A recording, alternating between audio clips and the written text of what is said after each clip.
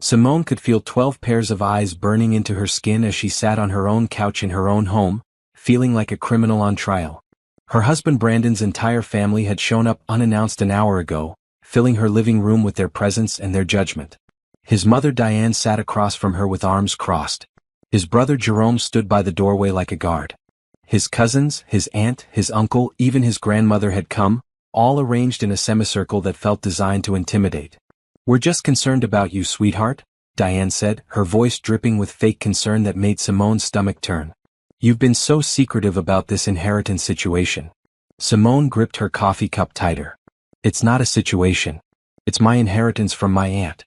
It's personal." "But you're married to our Brandon," Uncle Fred chimed in, his large frame taking up half the love seat. "What's yours is his. That's how marriage works." Brandon sat next to his mother, looking at Simone with an expression she didn't recognize. There was coldness there, calculation. This wasn't the man she'd married 5 years ago.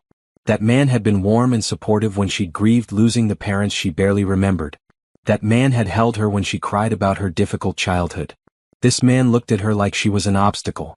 "The inheritance is specifically designated to me alone," Simone said, trying to keep her voice steady. "Aunt Dorothy made that very clear in her will. It's protected under inheritance law." "See, this is what we're talking about," Jerome said, shaking his head. "You've already been talking to lawyers without even discussing it with your husband. That's not how family operates." "Family?"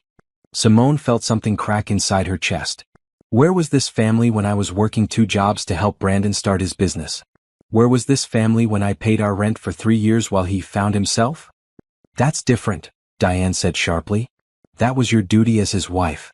But when I inherit money that my aunt, who actually raised me, left specifically to me, suddenly I'm supposed to just hand it over?" "Not hand it over," Brandon finally spoke, his voice measured and calm in a way that felt rehearsed. "Share it. Invest it in our future. I have business opportunities that could triple that money. My family has connections that could help us. But you're being selfish." Simone looked at the man she'd shared a bed with for 5 years and barely recognized him. $2 million is what Aunt Dorothy left me. She worked her whole life as a nurse, saved every penny, invested wisely. She wanted me to be secure. She knew how hard my life had been. "And you don't think your husband deserves security too?" Diane asked. "After everything he's done for you?" Simone almost laughed. Everything he'd done for her? She'd supported him financially, emotionally, in every possible way. She'd put her own dreams of going back to school on hold. She'd worked overtime at the hospital where she was a medical technician to cover his failed business ventures. And now they sat here acting like she owed them. "I'm not giving anyone my inheritance," Simone said firmly. "It's not up for discussion." The room erupted. Everyone talked at once, voices rising and overlapping. They called her ungrateful. They said she changed. They insisted she was being influenced by the wrong people. Simone sat there, her heart pounding, feeling like she was watching a mob turn on her. "Enough." Brandon's voice cut through the chaos. Everyone went silent. He stood up, towering over Simone where she sat. "I've tried to be patient. I've tried to be understanding.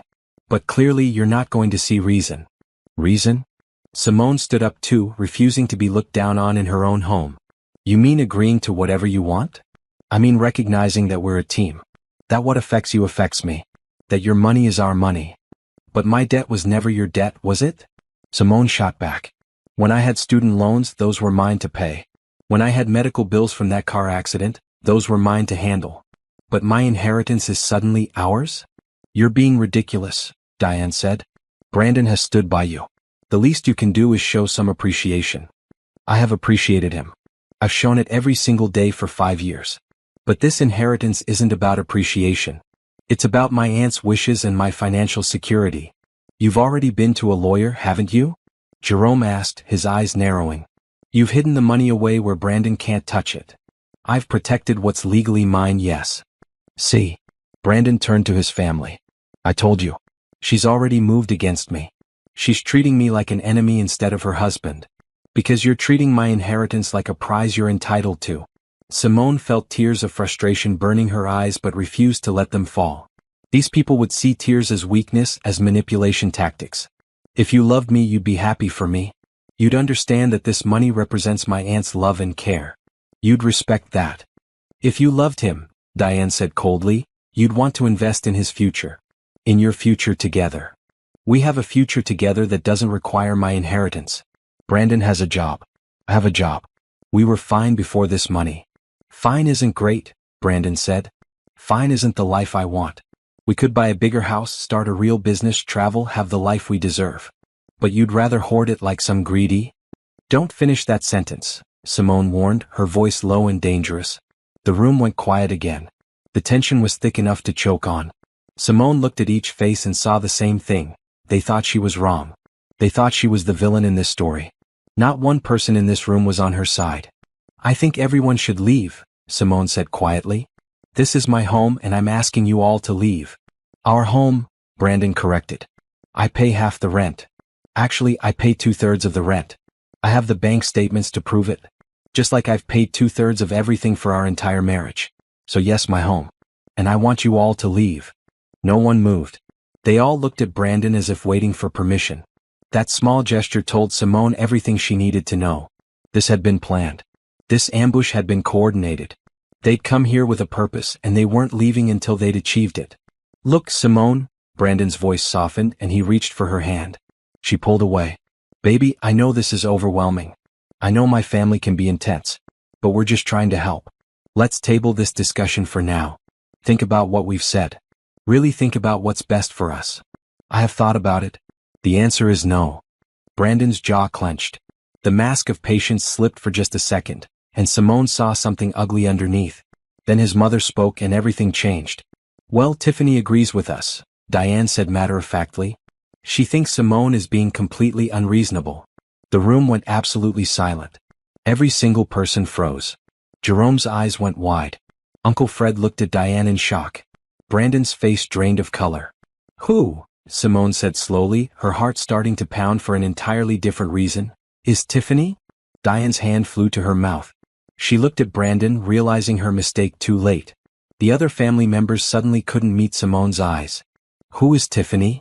Simone asked again, louder this time. Brandon's face had gone from pale to red. Mom, what are you doing? I thought she knew, Diane stammered. I thought you'd told her by now. Told me what? Simone felt the room starting to spin. Brandon, who is Tiffany? The silence stretched out. Simone watched her husband struggle to find words, watched his family members exchange guilty glances, and she knew. Without him saying a single word, she knew. Get out, Simone said quietly. All of you. Get out of my house right now. Simone, let me explain, Brandon started. Get out. Simone's voice cracked like thunder. Get out before I call the police and have you all removed for harassment. They filed out slowly, shamefully. All except Brandon, who stood there looking at her with an expression that might have been regret or might have been frustration at a plan gone wrong. We'll talk about this later, he said. No, Simone replied. We won't. Pack a bag. You can stay with your mother since she seems to know all about your life. You have 1 hour and then I'm changing the locks. Brandon opened his mouth to argue, then seemed to think better of it. He walked past her to their bedroom without another word. Simone stood alone in her living room, shaking. The name echoed in her head, Tiffany. Her husband had another woman in his life. A woman his family knew about. A woman who had opinions about Simone's inheritance. She pulled out her phone with trembling hands. She had exactly 1 hour to make some calls. 1 hour before Brandon came back. 1 hour to figure out what to do next. But as she stared at her phone, one thing became crystal clear. Whatever happened next, she was done being ambushed. Done being manipulated. Done being treated like her own money wasn't hers to control. The inheritance had revealed the truth about her marriage. Now it was time to figure out what to do with that truth. 3 months earlier, Simone had been folding laundry in the small apartment she shared with Brandon when her phone rang with a number she didn't recognize. She almost let it go to voicemail, but something made her answer. Is this Simone Baker? A woman's voice, professional and somber. Yes, this is she. This is Patricia Chin from Henderson & Associates law firm. I'm calling regarding your aunt, Dorothy Mitchell. Simone's heart dropped. Is she okay? I'm very sorry to inform you that Ms. Mitchell passed away peacefully in her sleep 2 nights ago. The laundry basket slipped from Simone's hands. Aunt Dorothy. The woman who had taken in a scared 8-year-old girl after her parents died in a car crash. The woman who had raised her, put her through school, taught her to be strong. Gone. I'm so sorry for your loss, Patricia continued. Ms. Mitchell listed you as her sole heir and requested that I contact you personally regarding her estate. The funeral had been small. Aunt Dorothy had been a private person with few close friends, most of whom had passed themselves. Simone had sat in the front row of the church, Brandon beside her, as the pastor spoke about a woman who had dedicated her life to nursing and to raising her niece alone. Brandon had been supportive those first few days. He'd held her while she cried. He'd helped with funeral arrangements. He'd taken time off work to be with her. Simone had felt grateful to have him. Then came the reading of the will. Patricia's office was elegant and calm, designed to deliver life-changing news in the most peaceful setting possible. Simone sat across from the lawyer, Brandon's hand in hers, as Patricia explained Aunt Dorothy's estate. Your aunt was an extremely savvy investor, Patricia said, sliding documents across her desk. She lived modestly, but she invested her nursing salary wisely for over 40 years. The total estate value is approximately $2 million. Simone's breath caught. $2 million. Yes. She left specific instructions. The entire estate goes to you, Simone. There's a trust set up that protects it as your separate property, not marital property. She was very clear about that. Simone felt Brandon's hand tighten on hers. She looked at him and saw something flicker across his face. Surprise? Excitement? She couldn't quite read it. She left you a letter, Patricia said, handing over a sealed envelope. She wanted you to read it in private. That night, Simone sat alone in their bedroom and opened Aunt Dorothy's letter. Her aunt's neat handwriting filled 2 pages. My dearest Simone, it began. If you're reading this, I've gone on to whatever comes next. Don't be sad for too long, baby girl. I've lived a full life, and my only regret is that I won't be here to see all the amazing things you're going to do. I'm leaving you everything I have because you are my daughter in every way that matters. You brought so much joy to my life when I needed it most. Raising you was my greatest privilege. I've set up this money as your separate property because I learned some hard lessons in my own marriage. Love is beautiful, but money can reveal people's true character. This inheritance is your security, your freedom, your foundation. Never let anyone convince you that you owe them your security. Build the life you want. Go back to school if that's still your dream. Travel. Start a business. Whatever calls to your heart. But promise me this, Simone. Don't let anyone guilt you or pressure you into giving away your foundation. This is yours. You've earned it through every sacrifice you made, every hard day you survived, every time you chose kindness over bitterness. I love you forever, Aunt Dorothy. Simone had cried reading it, understanding the weight of her aunt's wisdom. Aunt Dorothy had been married once, briefly in her 20s. She never talked much about it except to say that she'd learned important lessons about independence. When Simone came out of the bedroom, Brandon was waiting with takeout and champagne. We should celebrate, he said, grinning. $2 million, Simone. Do you know what we could do with that? It's my inheritance, Simone said carefully. Aunt Dorothy left it specifically to me. Right, yeah, of course. But we're married. We'll figure out the best way to use it together, right? Something in his tone made Simone uneasy, but she pushed the feeling down. Let's not think about it tonight. I just want to remember Aunt Dorothy. But Brandon couldn't let it go. Over dinner, he talked about investment opportunities his cousin had mentioned. About a bigger apartment they could afford. About finally starting the consulting business he'd always dreamed of. Brandon, I need time to process all this, Simone finally said. My aunt just died. I know, baby. I know. I'm just excited for us, that's all. But the conversations didn't stop. The next day, Brandon casually mentioned that his brother Jerome knew a great financial advisor. The day after that, he suggested they meet with a real estate agent. Every conversation somehow circled back to the money. Simone started to notice other changes too. Brandon began dressing better, talking about luxury cars he wanted to test drive. He made comments about their apartment being too small, their furniture too cheap. He started looking at her differently, like she was a winning lottery ticket instead of his wife. One evening, 2 weeks after the funeral, Simone came home from her shift at the hospital to find Brandon on the phone in their bedroom. She heard him say, "Trust me, it's going to work out. $2 million is more than enough for what we need." When he noticed her in the doorway, he quickly said goodbye and hung up. Who was that? Simone asked. Just Jerome. We were talking about some business stuff. Business stuff involving $2 million? Brandon laughed, but it sounded forced. Come on, don't be paranoid. I'm excited about our future. Is that a crime? It's not our money, Brandon. It's my inheritance. His smile faded. Are you seriously going to be like that? Be like what? Honest about the legal reality? Married people share everything, Simone. That's how it works. That's not how inheritance works. Aunt Dorothy set it up specifically as my separate property. Why would she do that? Unless she was trying to cause problems in our marriage. Simone felt anger flash through her. Don't you dare speak badly about her. She was protecting me. Protecting you from what? From your husband? Maybe she knew something I didn't. Brandon's face darkened. What's that supposed to mean? Nothing. Forget it. I'm tired. But the tension only grew. Brandon became distant and moody. He stopped being affectionate. He spent more time on his phone, always angling the screen away from her. When Simone tried to talk to him about it, he accused her of being suspicious and controlling. This money has changed you, he said one night after another argument. I haven't changed at all. I'm the same person I was before. No, you're not. You're secretive and paranoid. You're keeping things from me. We used to be a team and now you act like I'm your enemy. I'm not keeping anything from you. I just haven't decided what to do with the inheritance yet. Why is that such a problem? Because you should want to include me in these decisions. We're supposed to be partners. Simone stared at him. We are partners. But this is my inheritance from my aunt. It doesn't change who we are or what we have together. It changes everything if you're going to hoard it like some kind of dragon. The word stung. Simone had never been selfish or materialistic. She'd supported Brandon through every failed venture. She'd worked overtime to cover their bills when his business ideas didn't pan out. She'd given up her own dreams of nursing school because they couldn't afford it. And now he was calling her a hoarder because she wanted to think carefully about $2 million her aunt had saved over 40 years of hard work. I need some air, she said and walked out. She drove to the park where Aunt Dorothy used to take her as a child. Sat on the same bench where her aunt had told her stories about the patients she'd helped, the lives she'd touched. Aunt Dorothy had been so wise, so careful with money, so independent.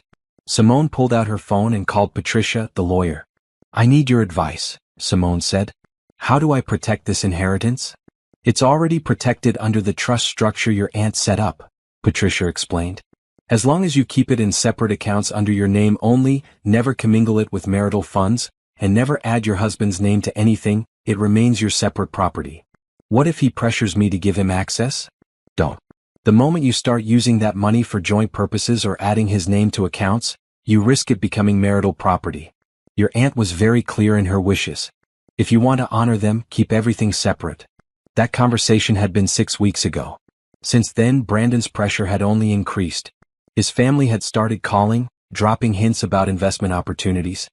His mother had suggested family dinners where the conversation always turned to the inheritance. Brandon had even brought home papers from a financial advisor his cousin knew, papers that would have required Simone's signature to set up joint investment accounts. She'd refused to sign anything. And that refusal had led to more arguments, more coldness, more distance between them. Now, standing in her living room with divorce papers in her hand and the name Tiffany ringing in her ears, Simone finally understood Aunt Dorothy's warning. Money had revealed Brandon's true character. And the truth was devastating. Her phone buzzed. A text from an unknown number. You should give him what he wants. It's only going to get worse. Simone's hand shook. Who was this? Another family member? Or was it Tiffany? She blocked the number and sat down on her couch, Aunt Dorothy's letter still in her purse. She pulled it out and read it again, especially the last part. Don't let anyone guilt you or pressure you into giving away your foundation. I won't, Aunt Dorothy, Simone whispered. I promise. She opened her laptop and began searching for the best divorce lawyers in the city. If Brandon wanted a war over her inheritance, he was going to find out that Simone Baker was her aunt's niece through and through. And Dorothy Mitchell had been one tough woman. Simone sat in a coffee shop 3 blocks from her apartment, laptop open, hands shaking slightly as she waited. She'd called a private investigator that morning, someone Patricia the lawyer had recommended. A woman named Ruth who'd been doing this work for 20 years. Ruth arrived exactly on time, a short woman in her 50s with sharp eyes and a no-nonsense demeanor. She slid into the booth across from Simone and got straight to business. Tell me what you need. Simone explained everything. The family meeting. The pressure about the inheritance. And the name that had slipped from her mother-in-law's mouth. Tiffany. I need to know who she is, Simone said. And I need to know what my husband has been doing behind my back. Ruth pulled out a tablet and took notes. How long have you suspected something? I didn't suspect anything until yesterday. I thought the problems in our marriage were about money. Now I think the money was just an excuse. It usually is, Ruth said. Give me his full name, his workplace, his phone number if you have access, email addresses, social media accounts, anything that might help. Simone provided everything. Ruth promised to have preliminary information within 48 hours and full results within a week. This won't be cheap, Ruth warned. But if he's hiding something, I'll find it. Cost doesn't matter. I need the truth. The next 48 hours were the longest of Simone's life. Brandon had taken her ultimatum seriously and moved out.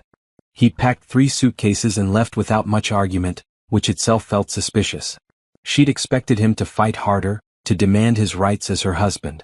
Instead, he'd gone quietly, which meant he was planning something. She changed the locks anyway. Changed all her passwords. Checked her credit report and found 3 credit cards she hadn't opened. Brandon had been using her social security number to open accounts in her name. The balances totaled $47,000. Simone called Patricia immediately. That's identity theft and fraud, Patricia said. You need to report this to the police and the credit bureaus right away. But he's my husband. That doesn't give him the right to steal your identity. File a police report, Simone. Document everything. Simone spent that afternoon at the police station, filing reports and feeling like her entire world was crumbling. The officer taking her statement was sympathetic but matter-of-fact. This happens more than you'd think, he said. Spouses assume they can use each other's information freely. But this is serious fraud. Those credit cards, did you benefit from them at all? I didn't even know they existed. Then you're a victim of identity theft. We'll investigate, but you should also contact an attorney about the divorce and criminal aspects. When Ruth called 2 days later, Simone was almost afraid to answer. I found your Tiffany, Ruth said without preamble. Tiffany Reynolds, age 32. She works as a receptionist at a dental office in Westbrook. She's been seeing your husband for approximately 8 months. 8 months. While Simone had been mourning her aunt, planning the funeral, dealing with the inheritance, Brandon had been building a whole separate life. How did they meet? Simone asked, her voice hollow. Social media appears to be. They connected on a dating app, actually. Brandon's profile says he's separated. He told her we were separated? 8 months ago? According to the messages I found, yes. He's been telling her the marriage has been over for a year, that you're controlling and difficult, and that you're keeping him trapped financially. Simone felt sick. What else? You want the full details? Everything. Ruth's voice was gentle but direct. They've been meeting 2 or 3 times a week at her apartment. He's told her about the inheritance. Actually, from the messages, it looks like he told her about it before you even received it. He knew it was coming. That felt like a punch to the gut. How could he have known? Did your aunt ever mention her will to him? Simone thought back. Had Aunt Dorothy ever said anything in front of Brandon? She'd visited them occasionally for dinner. Had something been mentioned? Then she remembered. 6 months ago, Aunt Dorothy had been at their apartment for Sunday dinner. She'd looked frail, tired. She'd pulled Simone aside and said quietly, I've updated my will, baby girl. Everything's taken care of. You'll be secure when I'm gone. Brandon had been in the kitchen, supposedly out of earshot. But their apartment was small. He could have heard. He knew, Simone said quietly. He heard my aunt mention updating her will. He knew 6 months ago. That explains the timeline, Ruth said. The affair started shortly after that. And Simone, there's more. The messages between him and Tiffany, they're not just romantic. They're strategic. They've been planning. Planning what? How to get the inheritance. There are messages where they discuss divorce settlement amounts, legal strategies, ways to prove the money should be considered marital property. Tiffany apparently has a friend who's a paralegal, and they've been getting advice. Simone's vision blurred with tears. So this was all a plan? The affair, the pressure about the money, all of it? It appears so. And Simone, your mother-in-law is in on it. There are messages between Brandon and his mother discussing the best way to pressure you. They planned that family meeting. It was supposed to intimidate you into giving up the money. Why? Why would his mother help him do this to me? From what I can see in the messages, she's promised a portion of the money. Brandon told her he'd give her $200,000 once he got access to the inheritance. He's made similar promises to his brother. Simone felt like she couldn't breathe. The betrayal wasn't just Brandon. It was his entire family. They'd sat in her living room, looked her in the eye, and lied to her. All while planning to steal from her. What about Tiffany? Simone asked. What does she get out of this? Brandon's promise to marry her once the divorce is final. He's told her they'll split the inheritance and start a business together. Some kind of consulting firm. Apparently that's been his dream, and he sees your inheritance as startup capital. My inheritance? From my aunt. The woman who raised me. Simone was crying now, angry tears running down her face. He was going to take the money my aunt saved for 40 years and use it to start a business with his girlfriend? Yes. I'm sorry, Simone. I know this is painful. What else? Is there anything else I need to know? Ruth hesitated. There's one more thing. Tiffany isn't his first affair. I found evidence of at least 2 other women over the course of your marriage. Neither relationship lasted more than a few months, and there's no indication they were financial targets. This thing with Tiffany is different. This is calculated. Simone ended the call and sat in her apartment in complete silence. 5 years of marriage. 5 years of believing she knew this man. 5 years of supporting his dreams, covering his failures, being his partner. And all of it had been a lie. Her phone buzzed. A text from Brandon. We need to talk. I think we both said things we regret. Can we meet? Simone stared at the message. She thought about what Ruth had told her. The planning, the scheming, the cold calculation behind every word of concern, every plea for understanding. He wanted to meet so he could try another angle. Another manipulation. She typed back, no. Then she called Ruth. I need copies of everything you found. Every message, every piece of evidence. I want documentation of all of it. Already putting together a file for you. I'll email it within the hour. What are you going to do? I'm going to protect myself. And then I'm going to make sure he doesn't get away with this. When Ruth's email arrived, Simone spent 3 hours reading through everything. The messages between Brandon and Tiffany were sickening. He called Simone controlling, bitter, difficult. He said she'd changed since her aunt died, become obsessed with money. He painted himself as a victim stuck in a loveless marriage with a selfish woman. The messages with his mother were even worse. Diane had suggested specific pressure tactics. She'd recommended bringing the whole family to show Simone how serious we are. She'd even suggested that Brandon should threaten divorce as a negotiation tactic, assuming Simone would cave rather than end the marriage. But the worst messages were the ones where Brandon and Tiffany celebrated their brilliant plan. Where they talked about the life they'd build with Simone's money. Where they laughed about how naive Simone was, how easy it would be to manipulate her.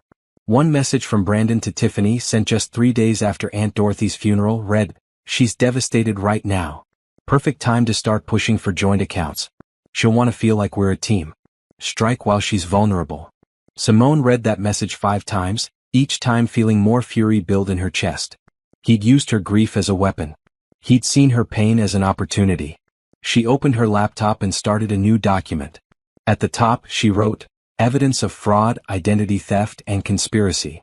Then she began organizing everything Ruth had sent, everything she'd discovered, every piece of documentation she had. Brandon wanted her inheritance? He was going to get a court case instead. And by the time she was done, he'd be lucky if he wasn't in jail. Her phone rang. Patricia, the lawyer. "I heard from the police," Patricia said.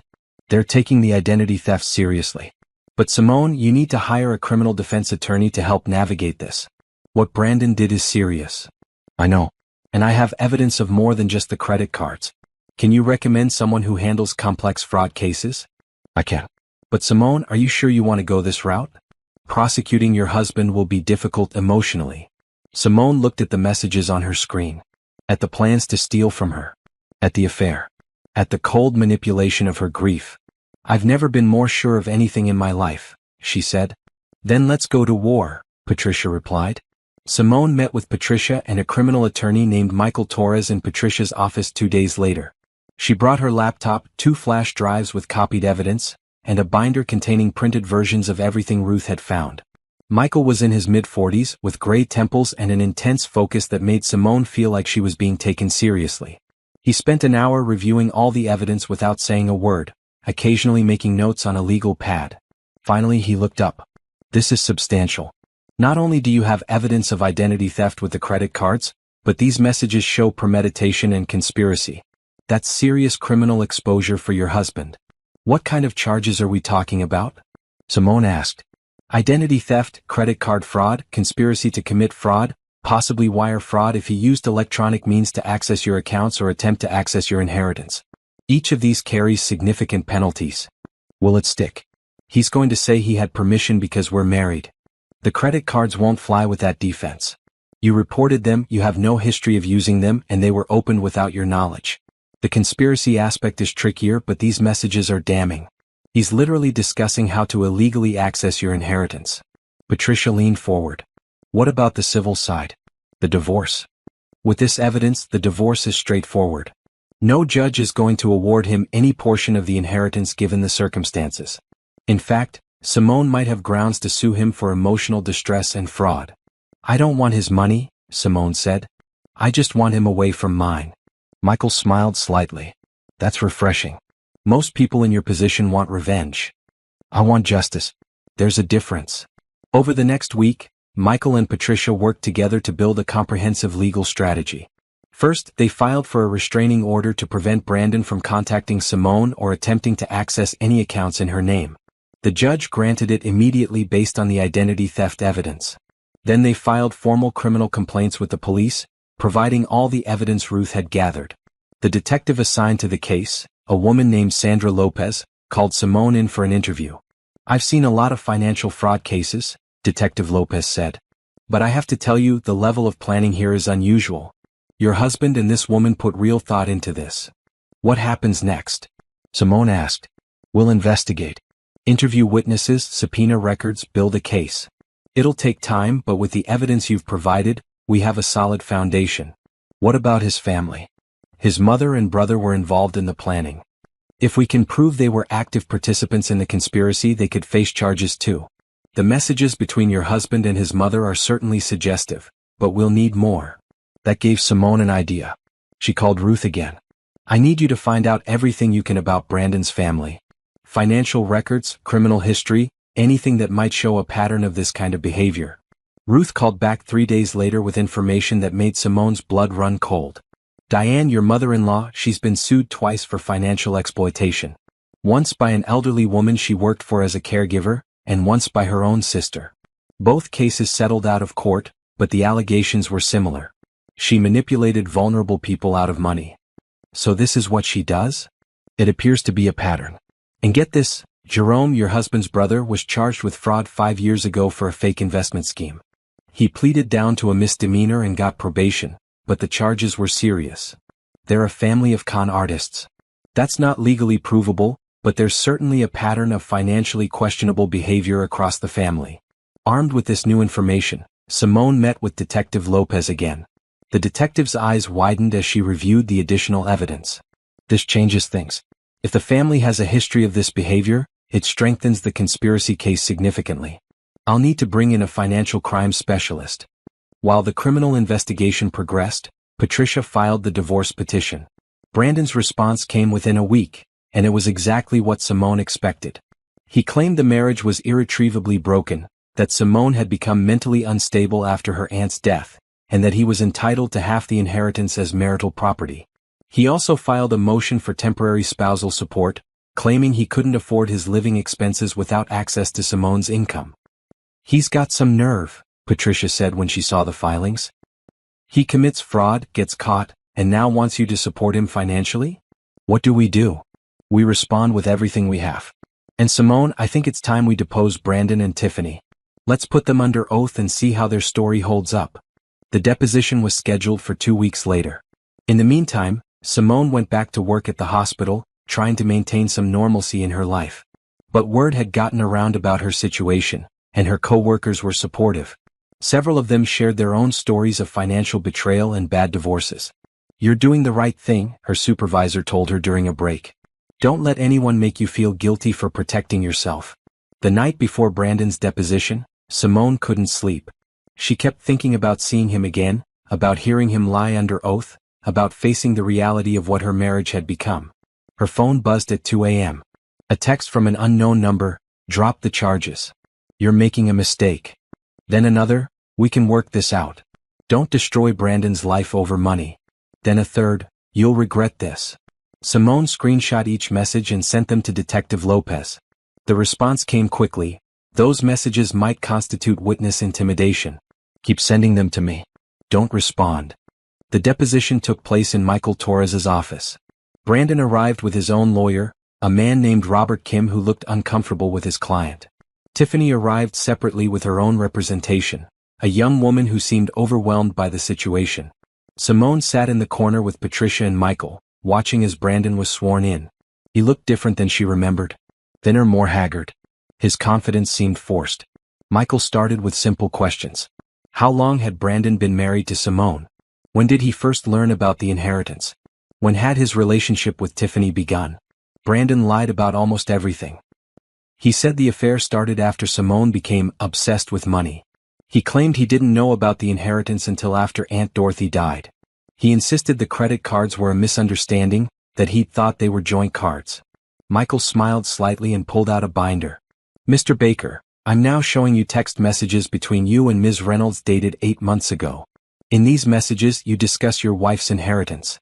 How could you discuss something you claim you didn't know about? Brandon's face went pale. His lawyer whispered something to him. I want to confer with my counsel. That's your right. But Mr. Baker, perjury is a serious offense. You're under oath. They took a break. Simone watched Brandon and his lawyer argue in hushed tones in the hallway.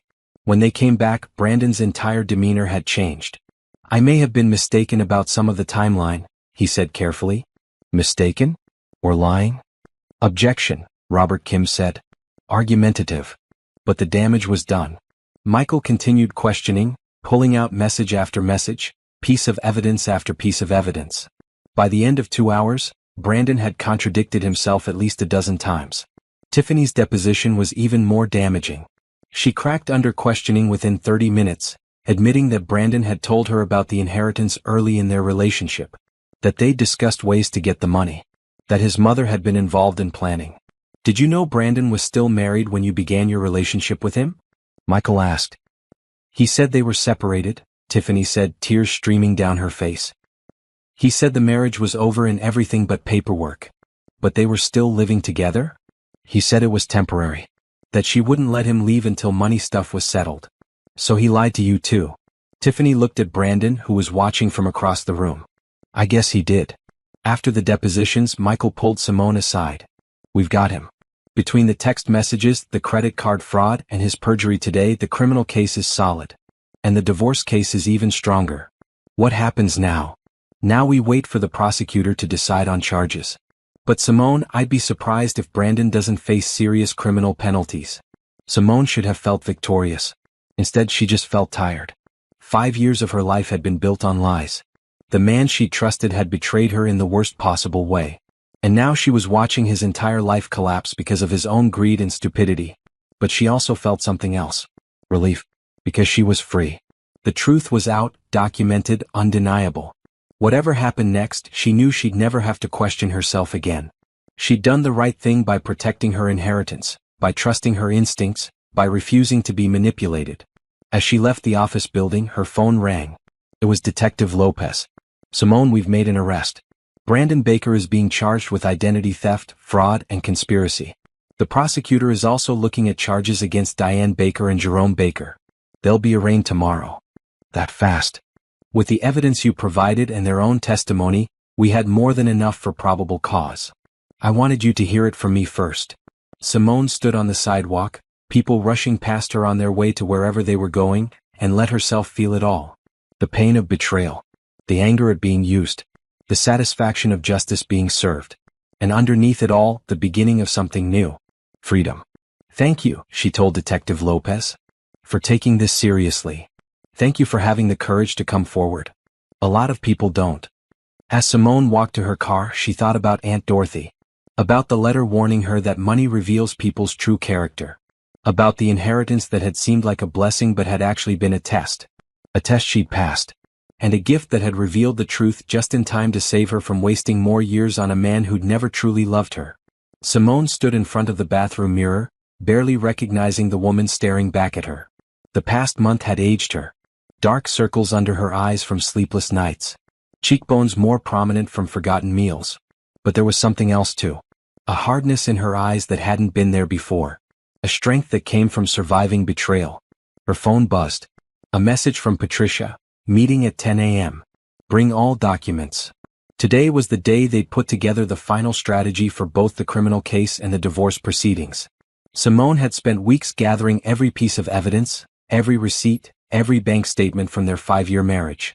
She documented everything. She arrived at Patricia's office to find it full. Patricia was there, along with Michael Torres, Detective Lopez, and another woman Simone didn't recognize. "Simone, this is Rebecca Chong. She's a forensic accountant who's been reviewing your financial records," Patricia said. Rebecca was young, probably in her early 30s, with sharp eyes and a tablet full of spreadsheets.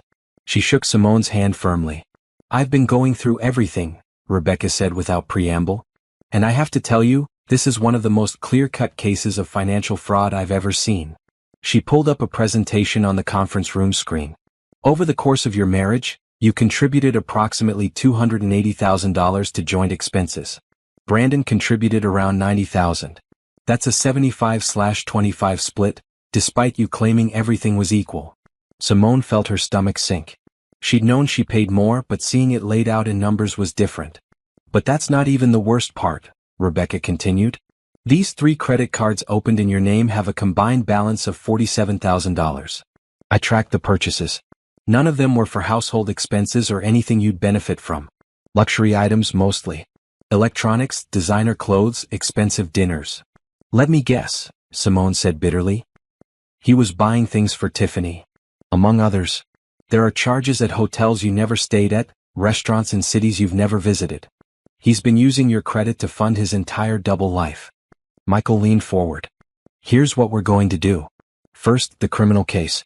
The prosecutor has agreed to charge Brandon with identity theft, credit card fraud, and conspiracy to commit fraud. Those charges alone carry a potential sentence of 5 to 10 years. Will he actually get that?"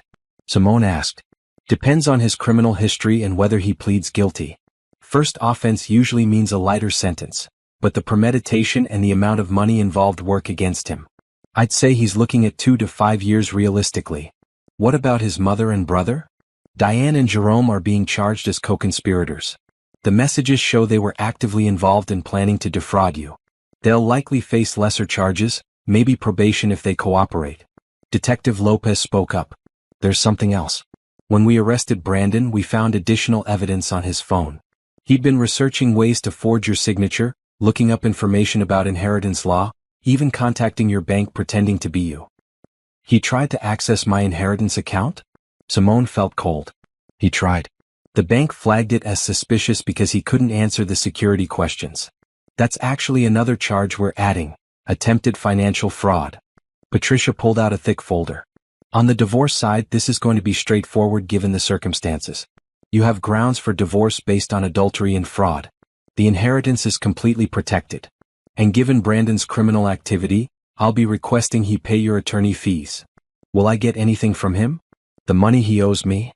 Rebecca shook her head. "Unfortunately, Brandon has no assets. No savings, no property, nothing of value. You can get a judgment against him for the credit card debt, but collecting will be difficult, especially if he goes to prison." Simone absorbed this. So even if she won, she'd still be out $47,000. Plus legal fees. Plus the emotional cost of everything she'd been through. "However," Rebecca continued, "I did find something interesting. Brandon's mother Diane owns a rental property. Not in her name directly, but through an LLC that Jerome manages. I think they were planning to hide assets in case of exactly this kind of situation." "Can we go after that?" Simone asked. Michael nodded. "If we can prove the property was purchased with money that was fraudulently obtained, yes. It's complicated but worth pursuing." They spent the next 3 hours going through every detail of the plan. Timelines for court appearances. Strategy for responding to Brandon's motions. How to handle the media if the case attracted attention. What to expect during trial if it went that far. "Most importantly," Patricia said as the meeting wrapped up, "you need to take care of yourself, Simone. This process is going to be draining. You need a support system." That was the one thing Simone didn't have. She'd spent so much time working and supporting Brandon that she'd let her friendships fade. Most of her close friends from before the marriage had drifted away. She had co-workers who were supportive, but no one she could really lean on. "I'll manage," Simone said. After the meeting, Detective Lopez pulled her aside. "I wanted to give you a heads up. Brandon's attorney is pushing for a plea deal. He wants the charges reduced in exchange for a guilty plea. What do you think I should do?" "That's not my call. But personally, I think he should face the full consequences of what he did. He didn't just steal from you.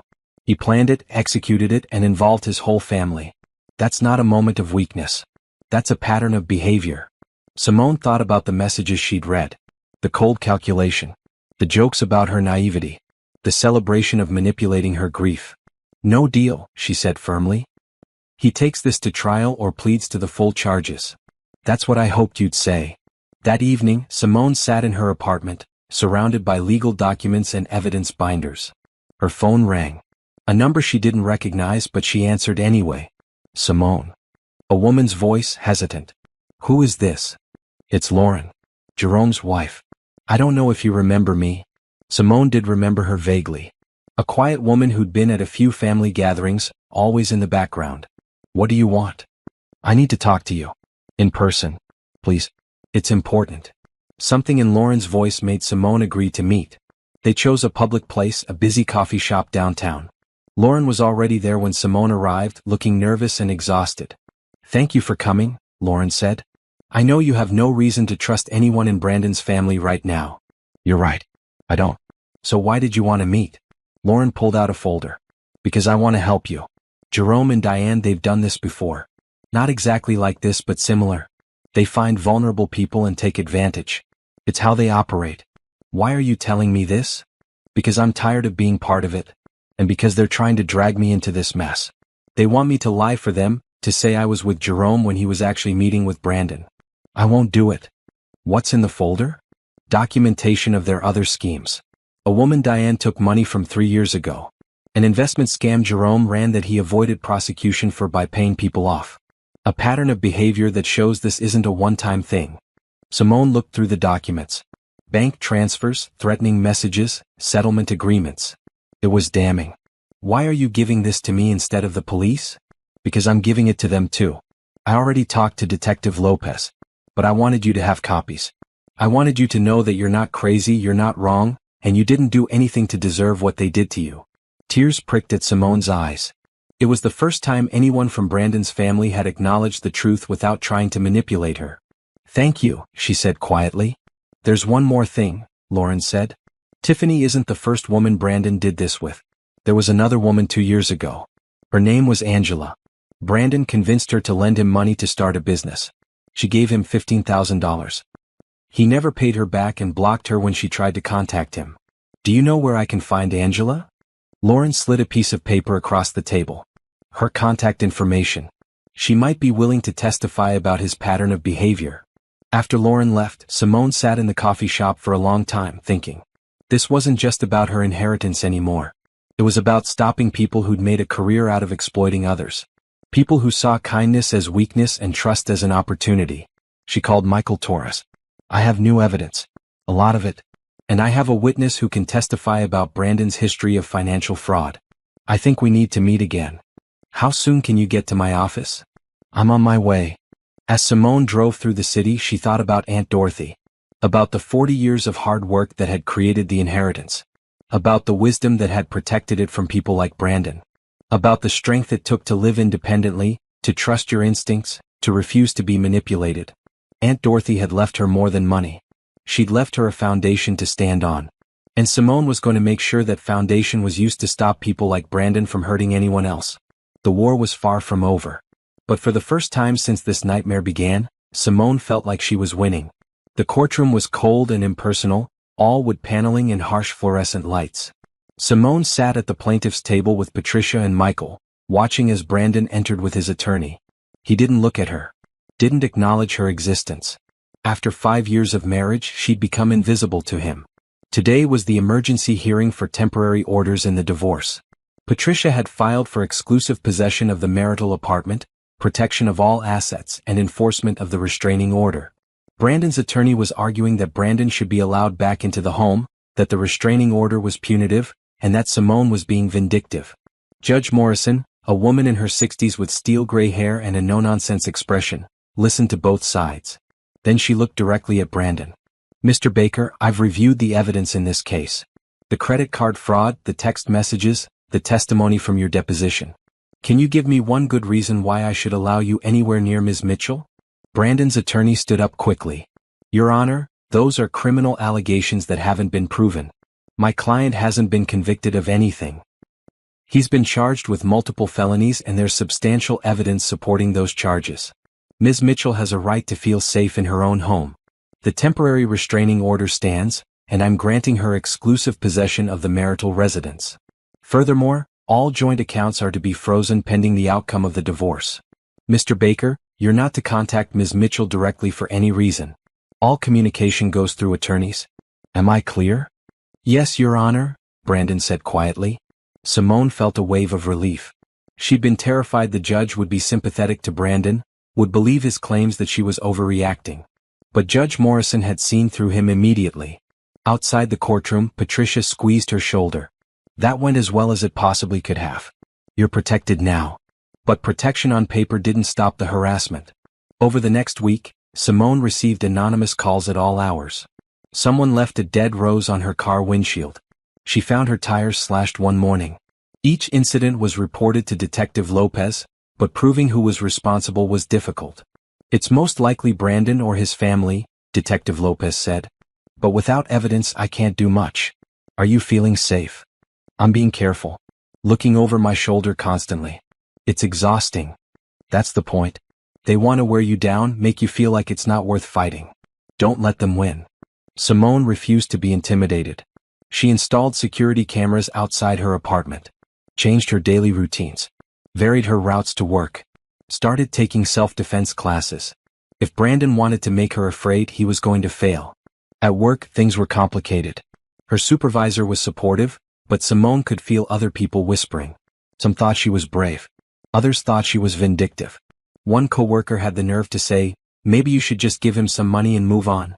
Is it really worth all this?" Simone had stared at her. He committed fraud. He stole my identity. He planned to take money my aunt saved for 40 years. And you think I should just hand it over to make peace? The coworker had backed down quickly, but the comment stuck with Simone. Was she being unreasonable? Should she just settle, give Brandon something to make this all go away? Then she'd remember the messages. The cold planning. The jokes at her expense. The way he'd used her grief as a weapon. And she'd know she was doing the right thing. A week after the court hearing, Simone got a call from Angela, the woman Lauren had told her about. The woman Brandon had scammed 2 years ago. "I heard about what he did to you," Angela said. "And I want to help. I should have reported him back then, but I was embarrassed. I felt stupid for trusting him." "You weren't stupid. He's a professional con artist. Can I ask you something? Did he tell you he loved you? Did he make you feel like you were special, like you were the only person who really understood him?" "Yes," Simone said quietly. "All of that. He said the same things to me. And I bet he said them to Tiffany too. It's his pattern. Find a woman, make her fall for him, take what he can get, and move on." "Will you testify if the case goes to trial?" "Absolutely. He needs to be stopped." With Angela's testimony, the case against Brandon became even stronger. Michael filed a motion to admit evidence of prior bad acts, showing Brandon's pattern of financial exploitation. The prosecutor in the criminal case added Angela's fraud to the charges. Brandon's attorney tried to fight back. He filed motions claiming Simone had poisoned potential witnesses against his client. He requested a change of venue, arguing Brandon couldn't get a fair trial. He even tried to argue that the stress of the pending charges should delay the divorce proceedings. Judge Morrison denied every motion. "Mr. Kim," she told Brandon's attorney, "your client's legal troubles are of his own making. This divorce will proceed on schedule." Meanwhile, Simone was trying to rebuild her life. She'd lost 5 years to a bad marriage. She'd put her dreams on hold. She'd sacrificed her own happiness to support a man who'd never appreciated her. Now she had a chance to start over and she wasn't going to waste it. She enrolled in online nursing classes, something she'd wanted to do since before she married Brandon. The inheritance gave her the financial security to pursue her education without working herself to exhaustion. Aunt Dorothy would have loved that. She also started therapy. The betrayal had done damage she couldn't ignore. Trust issues, anxiety, constant second-guessing of her own judgment. Her therapist, Dr. Williams, helped her work through it. "You were victimized by someone who was skilled at manipulation," Dr. Williams told her. "That doesn't make you weak or stupid. It makes you human." "I should have seen the signs," Simone said during one session. "Looking back, there were so many red flags." "Maybe. But you were also young, in love, and dealing with past trauma from losing your parents. Brandon exploited all of that. The fault is his, not yours." The therapy helped, but the real healing came from taking action. Every legal victory, every piece of evidence that vindicated her, every time she stood up to intimidation, she felt a little bit stronger. A little bit more like herself. 2 months after the separation, Brandon's trial date was set. 6 months away, which gave both sides time to prepare. In the meantime, the divorce proceedings continued. Brandon's attorney tried to drag things out, filing endless motions and requesting multiple continuances, but Judge Morrison wasn't having it. "This case is straightforward," she said during one particularly contentious hearing. "The inheritance is separate property. There are no children. Both parties have income. We're moving forward." As the divorce progressed, more details of Brandon's financial mismanagement came out. He'd been fired from his job 3 months ago and hadn't told Simone. He'd been living off credit cards and loans from his family. The consulting business he'd claimed to be building didn't exist. It had all been lies. "He was broke," Rebecca, the forensic accountant, told Simone. "Has been for at least a year. That's why he was so desperate for your inheritance. He's drowning in debt." Simone should have felt vindicated, but she just felt sad. 5 years with a man she'd never really known. 5 years believing in a partnership that was actually a long con. 5 years of her life she'd never get back. But she also felt something else, relief. Because if he'd gotten away with it, if she'd given in to the pressure and handed over the inheritance, he would have bankrupted her. Would have taken everything and left her with nothing. Aunt Dorothy's protection had saved her from total ruin. On what would have been their 6th wedding anniversary, Simone received the final divorce papers. The marriage was officially over. Brandon got nothing. Not a penny of the inheritance. Not half the apartment, nothing. Judge Morrison had been clear. His criminal actions forfeited any claim to marital assets. Simone signed the papers in Patricia's office, her hands steady. "How do you feel?" Patricia asked. "Free," Simone said simply. "For the first time in years, I feel completely free." That night, she went to Aunt Dorothy's grave.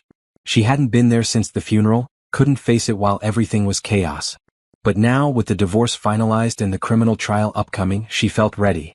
She sat on the grass in front of the headstone and talked to her aunt like she used to, told her everything that had happened, thanked her for the wisdom to protect the inheritance, cried for the years she'd lost but celebrated the strength she'd found. "You saved me," Simone said to the headstone. "You saved me even after you were gone. And I promise you, Aunt Dorothy, I'm going to use what you gave me to help other people. So your gift doesn't just protect me. It protects everyone I can reach." A breeze rustled the trees around the cemetery, and Simone chose to believe it was her aunt's way of saying she approved. 3 months later, Simone sat in the courthouse waiting for Brandon's trial to begin. The criminal case had taken priority over everything else. If convicted, he'd face up to 10 years in prison for the multiple fraud charges. The prosecutor, a sharp woman named Maria Gonzalez, had built an ironclad case. But the morning of the trial, everything changed. Simone was in the hallway outside the courtroom when Michael Torres appeared, looking excited. "We need to talk. Right now." They found an empty conference room. Michael pulled out his laptop and opened a folder full of documents. "Remember how we've been investigating Brandon and Tiffany's background? Well, our investigator found something major. They've done this before. Multiple times." "What do you mean?" "Brandon and Tiffany have been running this scam for at least 4 years. They target women with money. Brandon starts a relationship. Tiffany poses as his business partner or sometimes his sister. They work together to isolate the victim and extract money. You're victim number 4 that we know of." Simone felt sick. 4 women. At least, Angela was one. There's another woman in California who lost $150,000. Another in Texas who gave them $50,000. And there may be more we haven't found yet. Why didn't these women report it? Some did. But Brandon and Tiffany were careful. They'd get the women to give them money willingly, through loans or investments that seemed legitimate. Hard to prosecute when the victim hands over the money voluntarily, even if they were manipulated into it. But this time they got sloppy, Simone said, understanding. The credit cards were outright fraud. No gray area. Exactly. And the messages we found showed their whole operation. They didn't expect anyone to dig this deep. Michael pulled up police reports from the other victims. Each story was heartbreakingly similar. Brandon would meet them, charm them, make them fall in love. Then he'd introduce some financial need, always framed as an opportunity. A business investment. A loan to tide him over. A chance to be partners in something amazing. The woman in California, Simone read from the report, Her name was Denise. Brandon told her he needed money to start a consulting firm. She gave him $150,000. He disappeared 3 months later. When she tried to report it, the police said it was a civil matter, not criminal. But now we have evidence it's part of a pattern, Michael said. The prosecutor wants to bring in these other victims to testify. Show the jury this wasn't a one-time mistake or a misunderstanding. This is what Brandon does for a living. The revelation changed everything. The trial, which had been scheduled for 2 weeks, was postponed while the prosecution brought in the additional victims and evidence. Brandon's attorney tried to fight it, claiming the prior acts were prejudicial, but the judge allowed it. This shows clear pattern and intent, Judge Morrison ruled. The jury has a right to understand the defendant's history. Over the next month, Simone met with the other victims. It was painful hearing their stories, seeing herself reflected in their experiences. But it was also empowering. Together they were stronger than Brandon had ever been. As Brandon was led away in handcuffs, he finally looked at Simone. She stared back, keeping her face neutral. She wouldn't give him the satisfaction of seeing her cry or gloat. She just looked at him with the same indifference he'd shown her. Outside the courthouse, the 4 victims stood together as media cameras flashed. Maria Gonzalez made a statement about the importance of reporting financial fraud, of not being ashamed when you're victimized by someone skilled at manipulation. These women are heroes, Maria said. They came forward, they testified, and they stopped a con artist from hurting anyone else. That takes courage. A reporter called out to Simone. How do you feel about the verdict? Simone stepped forward. I feel relieved. Not because I wanted revenge, but because I wanted justice. For myself, for the other women he hurt, and for anyone he might have targeted in the future. Con artists count on their victims being too ashamed to come forward. But we're not ashamed. We were targeted by someone who made lying and stealing a career. The shame is his, not ours. That night, Simone went home to her apartment, now truly hers alone. She made dinner, poured a glass of wine, and allowed herself to finally relax. The trial was over. Brandon was going to prison. The divorce was finalized. She was free. Her phone buzzed. A text from Denise. Thank you for bringing us all together. I felt so alone with this for years. Tonight, I feel like I can finally move forward. Similar messages came from Martha and Patricia. They'd formed a bond through their shared trauma. They were already talking about starting a support group for fraud victims, maybe even a foundation to help others avoid what they'd been through. Simone looked at Aunt Dorothy's letter, which she'd framed and hung on her wall. This is yours. You've earned it through every sacrifice you made. The inheritance had cost her a marriage, but it had given her something more valuable, the truth. And now she was going to use it to make sure other women didn't have to go through what she and the others had endured. The war wasn't over yet. Tiffany's trial was coming. Diane's case was still pending. But the biggest battle had been won. And Simone was standing stronger than ever. 2 weeks after Brandon's conviction, Simone received a call from Detective Lopez. Tiffany's attorney reached out. She wants to make a deal. What kind of deal? She'll plead guilty to conspiracy and fraud charges in exchange for a lighter sentence. But there's a condition. She has to provide testimony against everyone else involved, including Diane and Jerome. I thought Jerome already testified. He testified about his involvement and Brandon's operation. But there's more. Tiffany knows about other schemes Diane's been running independently. If she talks, we might be able to bring down the whole operation. Simone met with Maria Gonzalez to discuss the plea deal. The prosecutor was cautiously optimistic. Tiffany's looking at 8 to 12 years if she goes to trial, Maria explained. With the deal, she'd do 4 years and 5 years probation. She's scared. Prison is not going to be easy for someone who's lived by manipulating people. What exactly does she know about Diane? According to her attorney, Diane's been running elder exploitation schemes for years. She works as a caregiver, gains the trust of elderly clients, then manipulates them into changing their wills or giving her money. She's done it at least 7 times that Tiffany knows about. Simone felt sick. How has she gotten away with it? The victims are elderly, often with cognitive decline. Their families assume the gifts or will changes were legitimate. By the time anyone questions it, Diane's moved on to the next victim. It's hard to prosecute because the victims often die before cases are fully investigated. So Tiffany can prove all this? She has documents. Photos of falsified paperwork. Text messages with Diane discussing their clients. It's substantial evidence. The plea deal was accepted. Tiffany was sentenced to 4 years in prison, with the understanding that her sentence could be reduced further if her testimony led to additional convictions. She'd have to testify against Diane, against other co-conspirators, and provide every piece of evidence she had. Her first testimony came during Diane's trial, which started a month after Brandon's sentencing. Simone attended every day, sitting in the back of the courtroom, watching as the matriarch of Brandon's family was exposed as the criminal she'd always been. Diane's defense attorney tried to paint her as a confused older woman who'd simply been helping people. But Tiffany's testimony was devastating.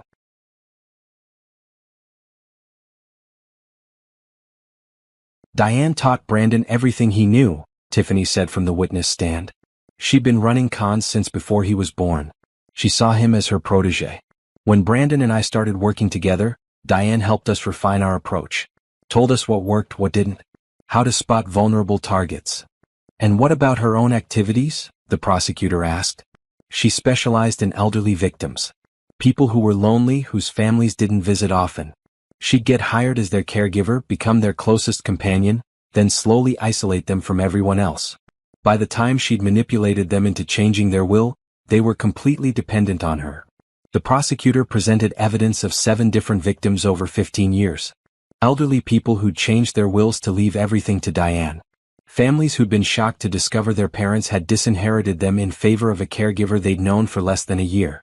One of those family members, a man named Robert Chen whose mother had left Diane $200,000, testified through tears.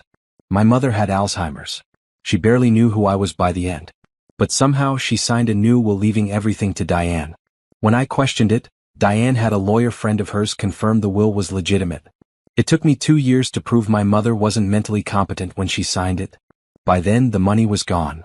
The courtroom was silent as Robert spoke. Simone watched Diane's face, looking for any sign of remorse.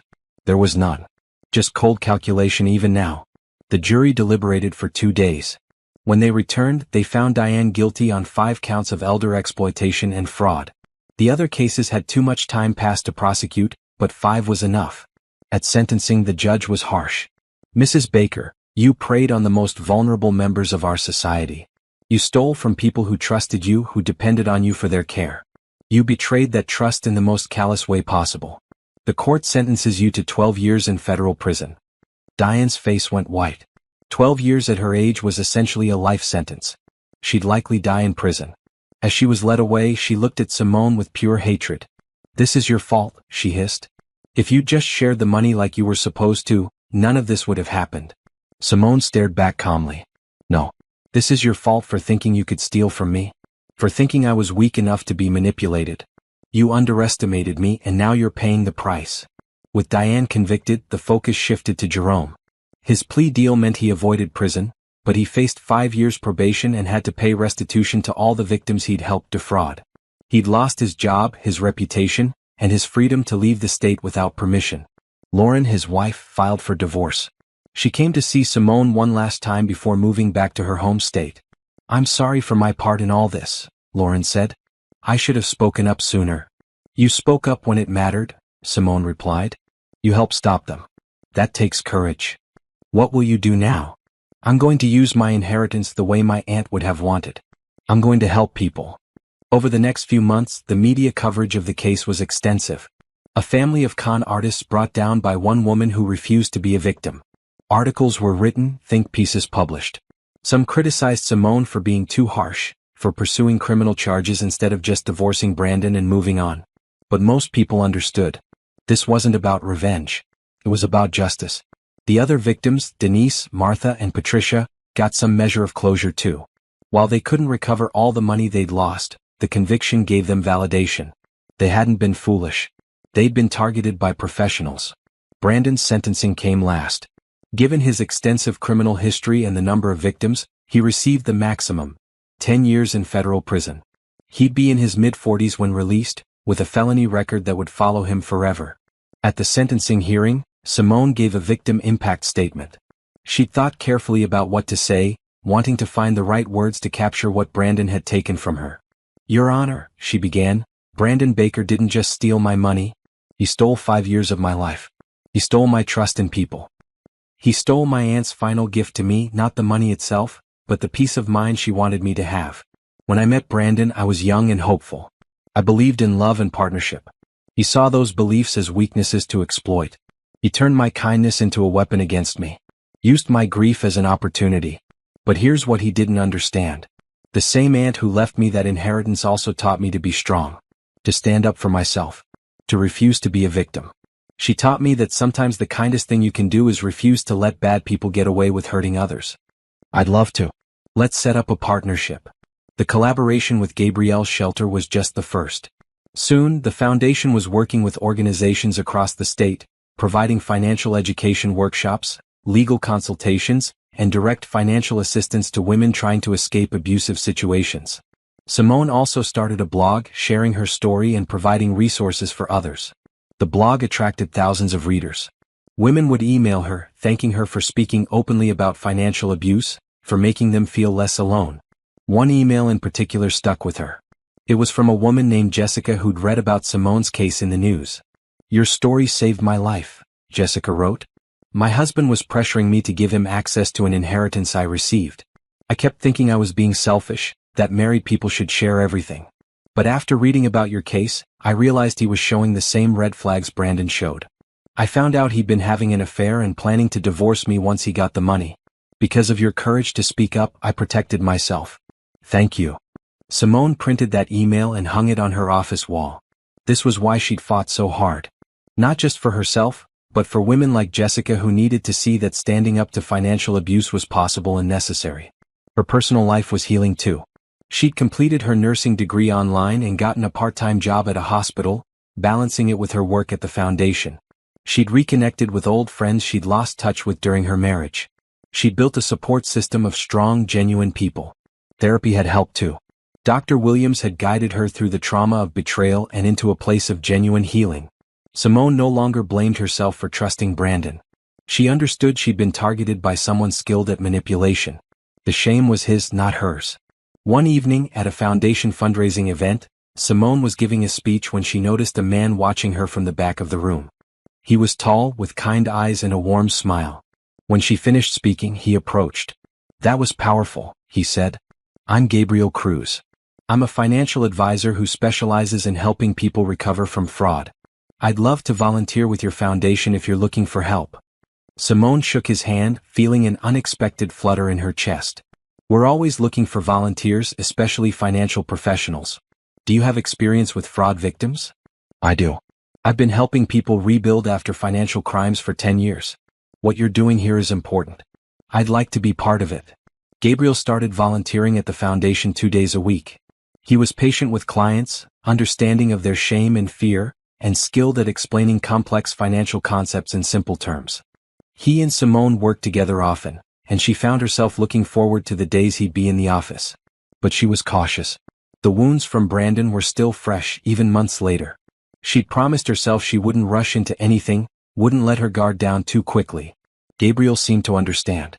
He was friendly but respectful, never pushy or overly familiar. They became colleagues, then friends, sharing coffee breaks and occasional lunches to discuss foundation business. One day, after they'd finished a particularly difficult case involving a woman who'd lost her life savings to a con artist, Gabriel asked Simone if she wanted to get dinner. "Just dinner?" he said quickly. "As friends? You've been working so hard, and I thought you might enjoy a meal where you don't have to think about work." Simone hesitated, then agreed. They went to a small Italian restaurant, casual and comfortable. The conversation flowed easily, touching on everything from their families to their dreams for the future. "Can I ask you something personal?" Gabriel said over dessert. "Okay. What made you start the foundation? I mean, after everything you went through, a lot of people would have just taken their inheritance and tried to forget the whole thing." Simone thought about it. "My aunt worked her whole life saving that money. She wanted it to give me security, yes, but she also raised me to believe that when you're blessed, you have a responsibility to help others. Brandon tried to take that inheritance, but instead, his actions showed me exactly what I should do with it. Turn something ugly into something good. That's remarkable. You took your pain and transformed it into purpose." I had good examples. My aunt never let bitterness win. When she talked about her failed marriage, she didn't dwell on the hurt. She focused on what she learned and how it made her stronger. That's what I'm trying to do. As weeks turned into months, Simone's life found a new rhythm. Foundation work filled her days with purpose. Her nursing work kept her connected to direct patient care, which she loved. Her friendships deepened. Her therapy sessions became less frequent as she healed. And slowly, carefully, her friendship with Gabriel evolved into something more. He never pushed, never rushed her. He seemed to understand that trust would take time to rebuild.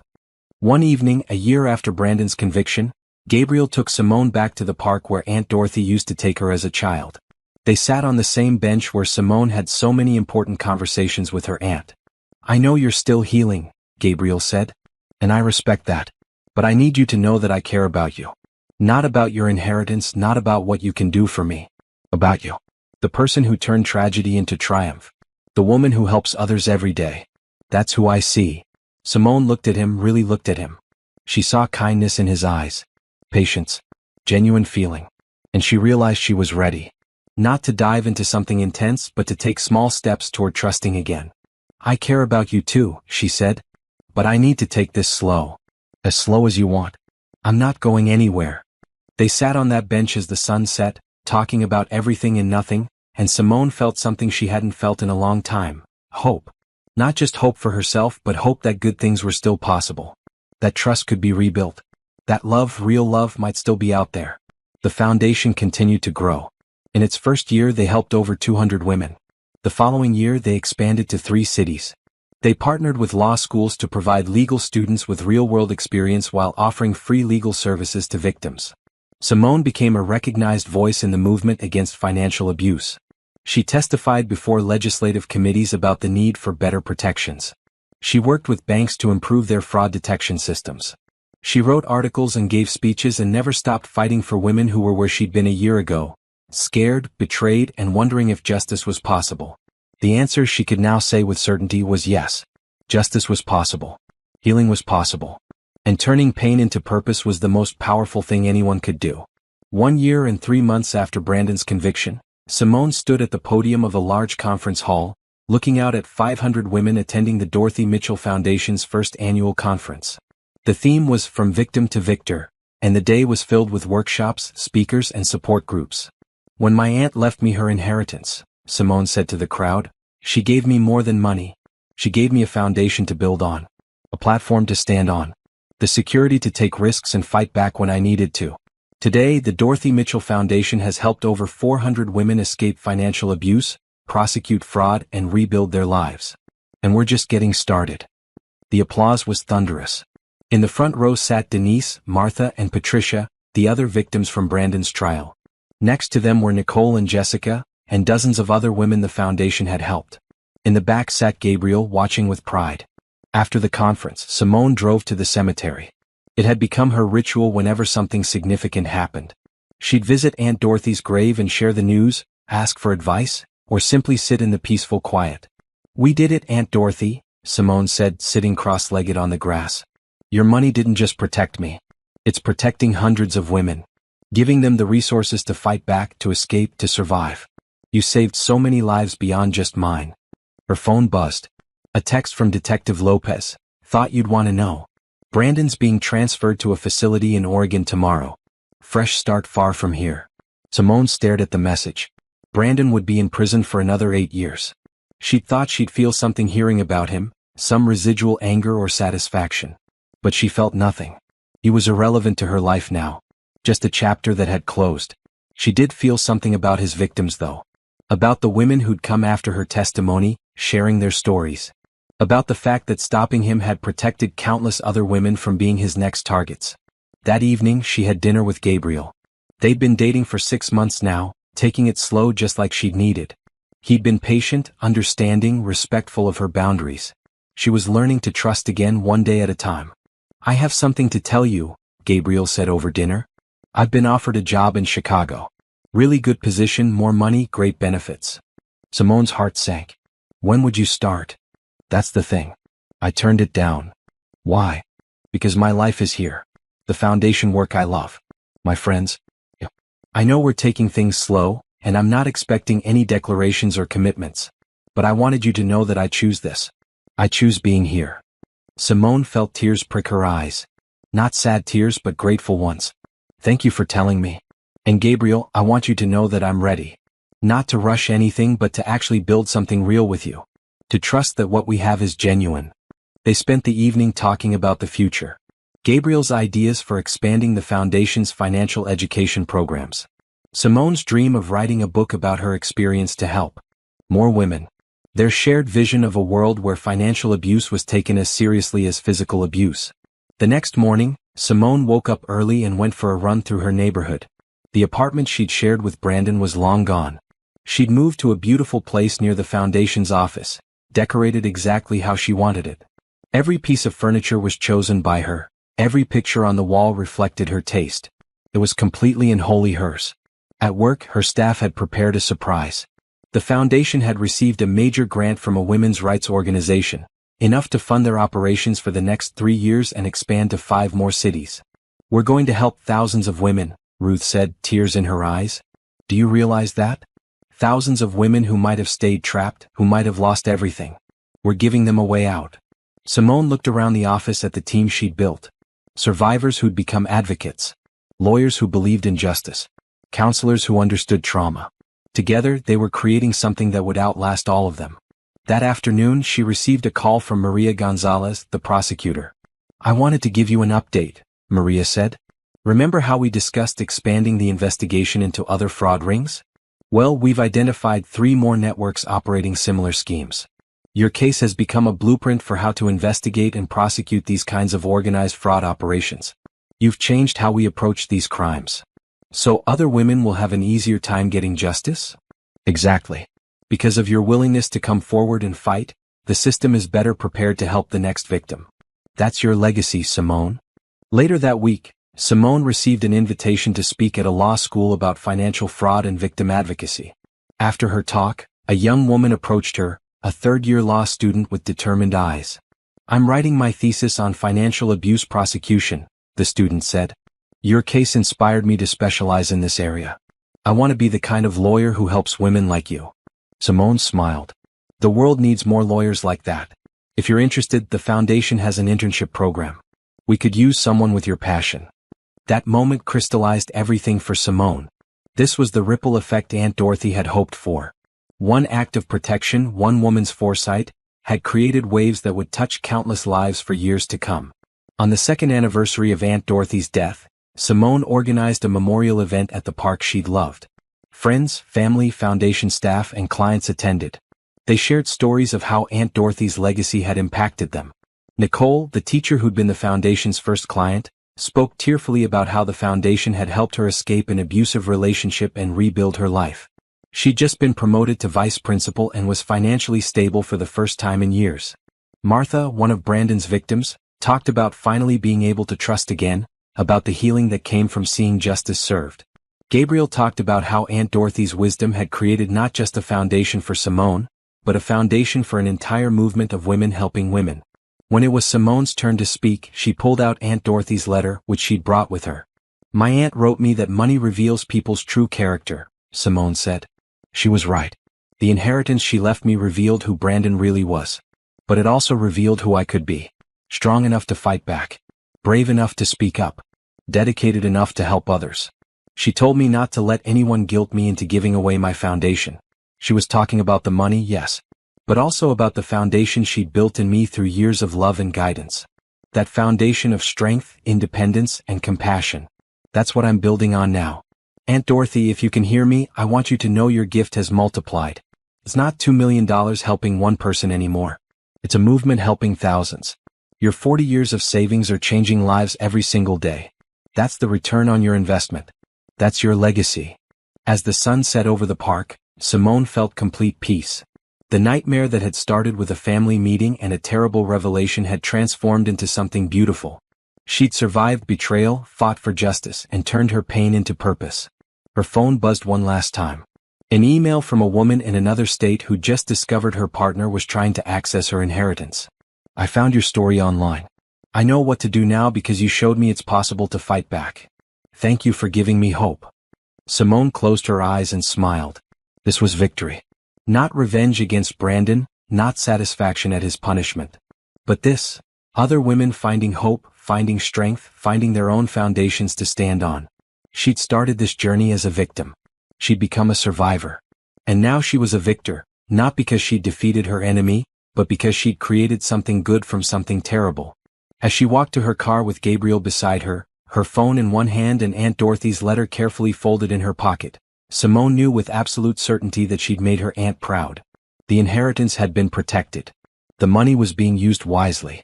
And most importantly, the values Aunt Dorothy had instilled, about strength and independence and helping others, were living on. The story that had begun with betrayal had ended with triumph. Not the triumph of revenge, but the triumph of transformation. And that was the best ending Simone could have imagined.